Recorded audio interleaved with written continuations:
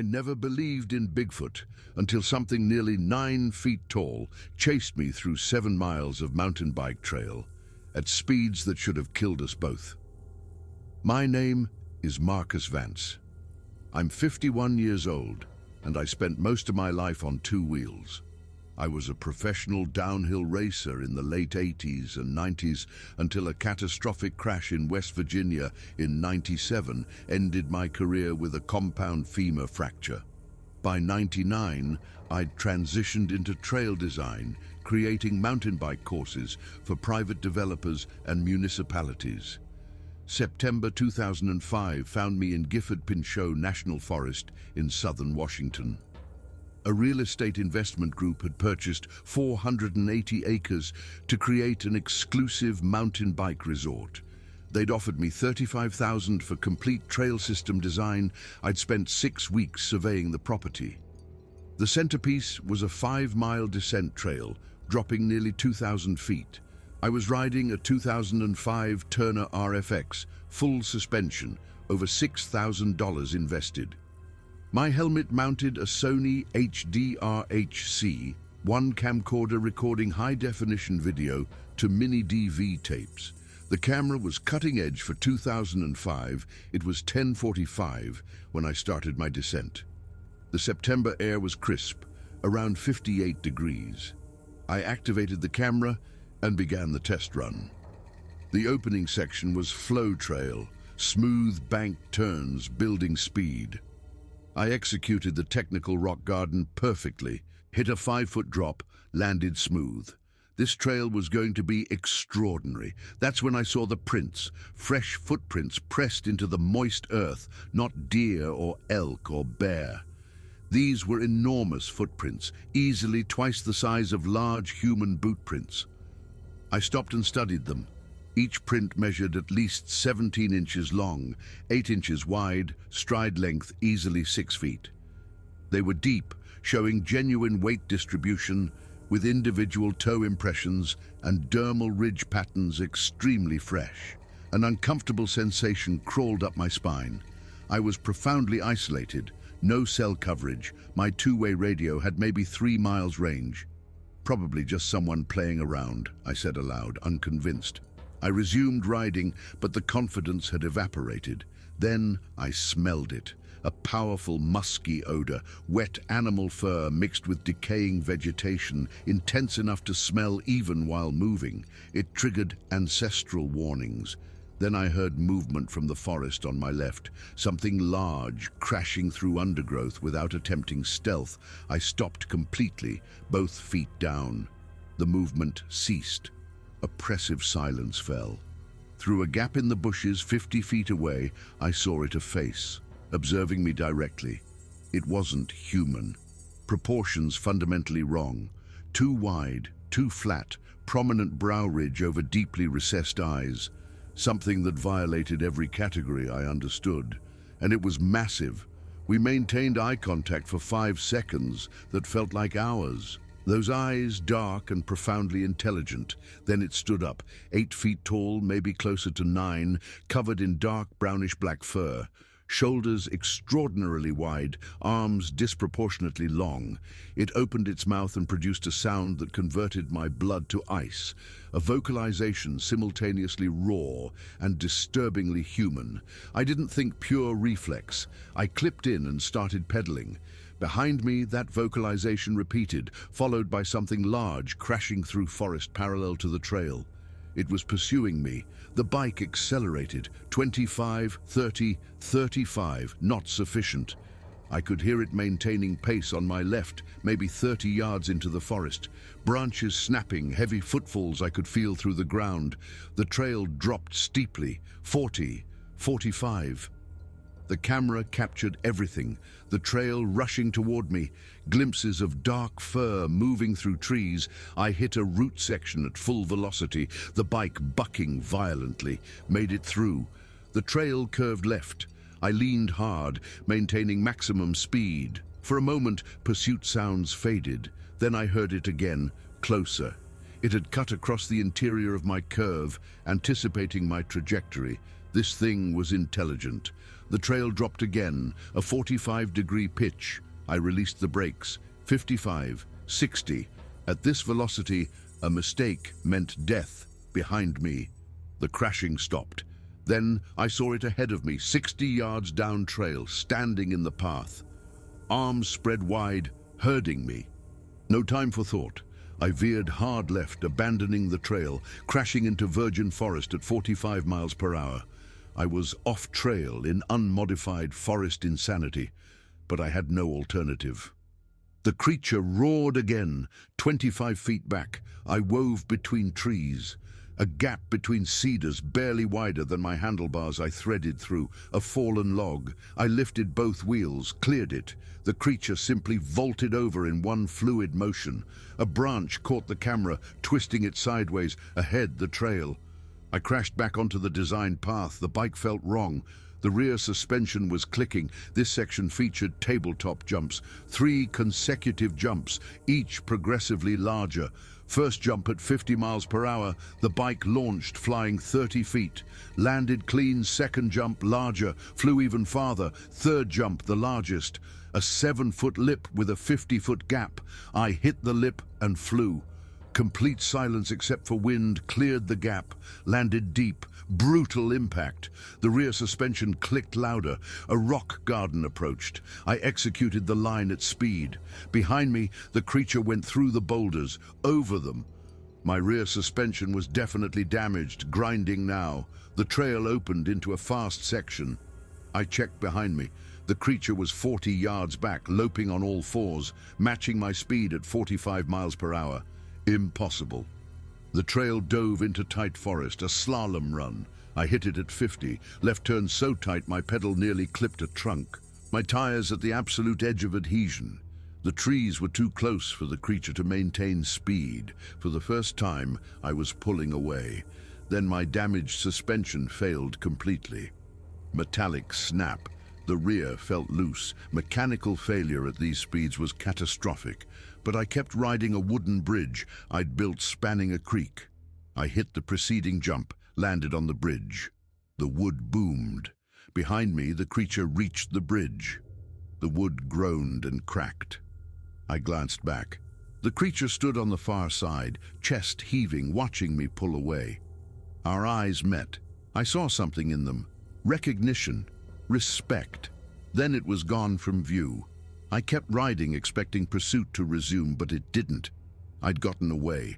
I didn't slow for another mile and a half. When I did, it wasn't by choice. My rear wheel locked completely. I braked hard, unclipped. I stood there breathing so hard I thought I might vomit. Slowly, I looked back. Nothing. I'd actually gotten away.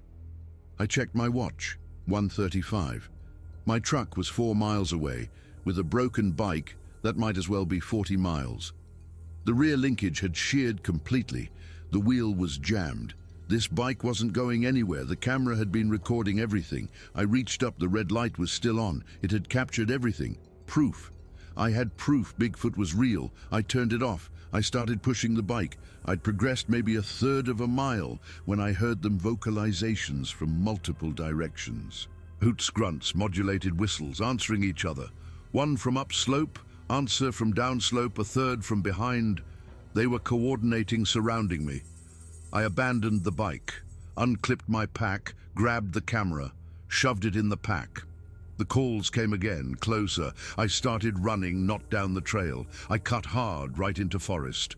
Behind me, something large moved through forest. My bike shoes slipped on wet moss, and I went down hard. Pain shot through my left wrist. Got back up, kept going. A steep slope dropped away. I didn't slow, half running, half sliding, lost footing and tumbled, hit the bottom, gasping. Above me, a figure appeared, massive and dark. It looked down at me, tilting its head. Then it started descending in controlled descent. I scrambled up and ran. The terrain was marshy. Ahead, a clearing. I burst into a natural meadow, maybe 3 acres. The grass was waist-high. I plunged in and ran. Halfway across, I heard them emerge behind me. I didn't look back. My lungs were on fire. I wasn't a young man anymore, 51. The tree line was 40 feet away, 30, 20. I crashed into forest and dove behind a fallen log. Through a gap in the bark, I could see back across the meadow. 3 of them emerged. The largest stood at least 8.5 feet tall. The other 2 were smaller.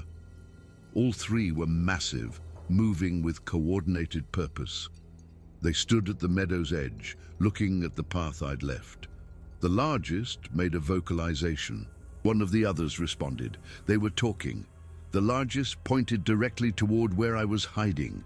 My heart stopped. They knew exactly where I was, but they didn't pursue.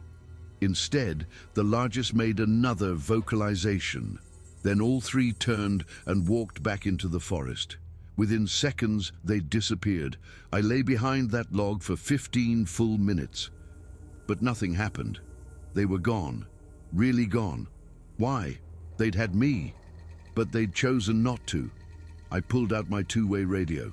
This is Marcus Vance. I'm on the BIGFOOT Trail System, 4 miles northeast of Carson Ridge Trailhead. I need assistance. My bike is disabled and I'm injured. Faintly, copy, Vance. Rangers dispatched. Help was coming. The wait was agonizing. At 2:57, I heard voices. Vance! Marcus Vance! 2 Rangers emerged, Thompson and Rodriguez. Thompson examined my wrist. Probably fractured. Rodriguez retrieved my bike, while Thompson and I walked to the trailhead. Thompson, I said, you ever hear about Bigfoot sightings in this area? He glanced at me. If you did see something unusual, he said quietly, you wouldn't be the first. We get reports. Most rangers have stories. 5 years ago, I found tracks, barefoot prints, but enormous, 18 inches long. I don't know what they were. Those weren't bear tracks or human tracks. They were something else. They drove me to Skamania General. X-rays confirmed fractured wrist, 6 to 8 week cast. Thompson drove me back to the trailhead. As I got out, he turned back. That footage you have, whatever's on it, think carefully before sharing it. Once it's out there, you can't control what happens to it or what happens to whatever you filmed. He knew I had footage. I drove home. By the time I reached my apartment, I'd made my decision. I connected the camera to my laptop. The footage was extraordinary. Clear shots, the initial encounter, the chase, the 3 of them at the meadow's edge. This was clear, high-definition video. This was proof. My phone rang. My client, David. Marcus, how'd the test run go? I got documentation.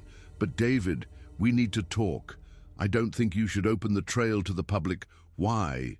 There's wildlife on your property. Sensitive wildlife. Rare. Opening the trail could disturb them. What kind of wildlife? I can't say specifically, but your property is special. What's their needs protection, not turned into a bike resort? Silence. You're serious? Completely. All right, send me what you've got. But Marcus, we've got substantial capital invested. If we're shutting down, we need compelling justification. You'll have it. I worked until 4 in the morning editing. I created 2 versions. The first for David showed the trail itself, but every shot showing creatures. I cut every vocalization. I muted. The second version was complete. Everything. I rendered it to fresh tape, made a digital copy. One went into my safe, the other I packaged but didn't mail. I sent David the edited version, then collapsed. When I woke, David had called 6 times. I called back. I watched your footage. It's incredible. So explain why we're not moving forward. Did you watch the end where I discussed wildlife concerns? We've got consultants. We can work around it. David, you can't work around this. What exactly did you see? Something that would bring the wrong kind of attention. Researchers, media, your land would be overrun. You're talking about Bigfoot. I'm telling you, I saw something that would make developing impossible. What you believe that was is up to you. Did you get footage? Some. Not clear, mostly shapes. Nothing definitive. The lie came easier than expected. He paused, then laughed. You know what? Okay. Project's dead. We'll send your payment. The trail would remain private, abandoned. The creatures would have their territory back. But that left the footage. 3 weeks later, Ranger Thompson called.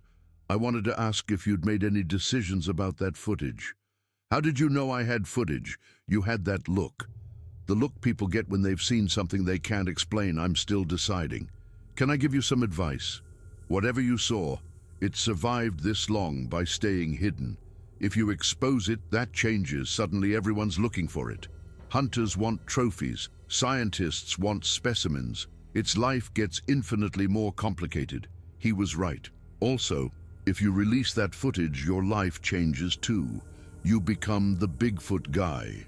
Your professional reputation could suffer. I showed my photographs to a colleague once. Within a week, half thought I'd fabricated them. Took years to rebuild credibility.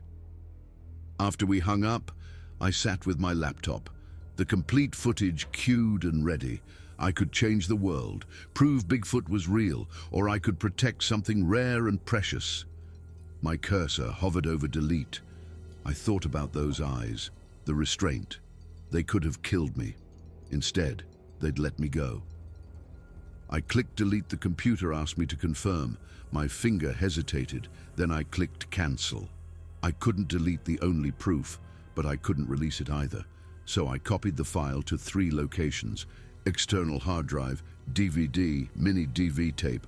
Then I encrypted the digital files. And then I tried to move on. The cast came off 8 weeks later. By spring of 2006, I could ride again, though the wrist was never the same. I took smaller contracts, nothing too remote. Those forests had changed for me. I never went back to Gifford Pinchot. That trail remained abandoned. Sometimes I'd see news stories about Bigfoot sightings. Part of me wanted to step forward, but I never did. Some secrets deserved to be kept. Years passed. The technology changed. The world moved on, but I never forgot that September day. I kept the footage safe, checked on it every few months, my insurance against doubt. In 2012, 7 years later, I got a package, no return address. Inside was a newspaper clipping. The headline read, "Local Development Group donates land for wildlife preservation." David's company had donated their 480 acres to a conservation trust, protected permanently. Tucked in the clipping was a note on Forest Service letterhead, Thompson's handwriting. "Thought you'd want to know, some secrets stay secret. Some places stay protected. Thank you for making the right choice." I sat holding that note and felt tension I'd been carrying for 7 years. Release, I'd made the right choice. The footage stayed locked away, and somewhere in those protected forests, a family of creatures that shouldn't exist continued their lives. Undisturbed. I'm 64 now. My mountain biking days are mostly behind me. People sometimes ask if I believe in Bigfoot. I always say, I believe the forests are full of mysteries. Some of them are better left unsolved. They laugh, thinking I'm being philosophical. They don't know I'm being literal. I never believed in Bigfoot until September 2005, when 3 of them chased me down a mountain and chose to let me live. The footage still exists. I check on it once a year. Part of me hopes I'll never need to use it, but another part is grateful it exists, because on difficult days when the world feels too known, I can watch that footage and remember, there are still mysteries, still wild places, still things that science hasn't catalogued. And some of those mysteries look back at you with intelligent eyes, make choices about whether to harm or help, and then disappear back into the forest. Like smoke, I was chased by Bigfoot in September 2005. I have proof, and I'll never show it to anyone. That's my story, that's my secret, because I owe them that much. The creatures who could have killed me but chose mercy instead. The creatures who have survived by staying hidden, by being smarter than us. I never believed in Bigfoot, but Bigfoot believed I was worth sparing, worth trusting with their secret. And I intend to honor that trust for the rest of my life. Some truths are too dangerous to share. Some mysteries are meant to remain unsolved. Some footage is meant to stay locked away, checked once a year, never released to a world that isn't ready. The world doesn't need my proof. And somewhere in the forests of Washington, a family of impossible creatures is doing just fine. That's exactly how it should be. Retriclawed can make mistakes. Please double-check responses.